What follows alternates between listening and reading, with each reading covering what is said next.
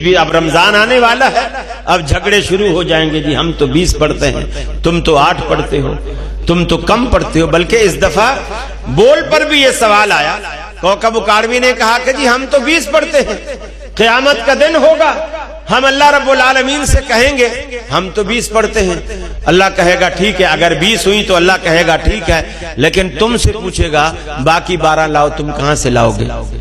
تم کہاں سے لاؤ گے؟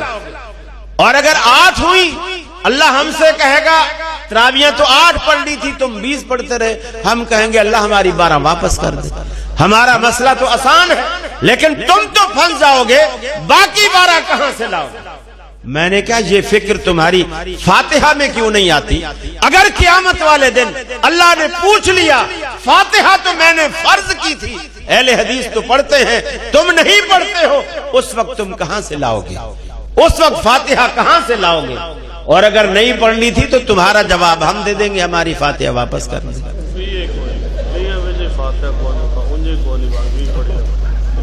اللہ شاہ صاحب کو جزائے خیر دے، مجھے لقمہ دے رہے ہیں، اللہ ان کو جزائے خیر دے۔ بہرحال دیکھیے ایک شخص نے مثال پیش کی کہ دیکھو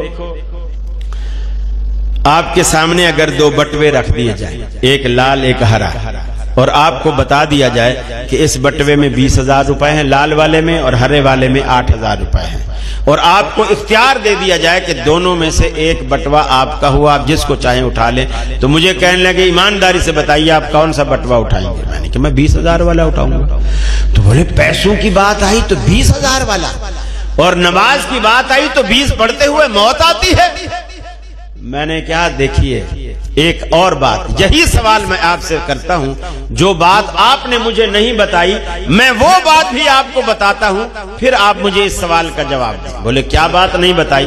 میں نے کہا میں وہی دونوں بٹوے آپ کے سامنے رکھ دیتا ہوں، لال بھی ہرا بھی، 20,000 والا بھی 8,000 والا بھی، اور آپ کو بتا بھی دیتا ہوں کہ اس میں 20,000 ہیں، اس میں 8,000 ہیں، اور آپ کو اختیار بھی دے دیتا ہوں جس طرح آپ نے مجھے دیا ہے۔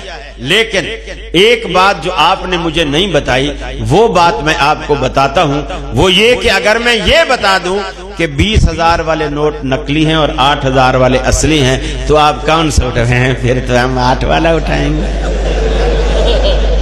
تو اصل جو فرق ہے وہ ہمارا کثرت اور قلت کا جھگڑا نہیں ہے، اصلی اور نقلی کا فرق، اصلی اور نقلی کا فرق ہے۔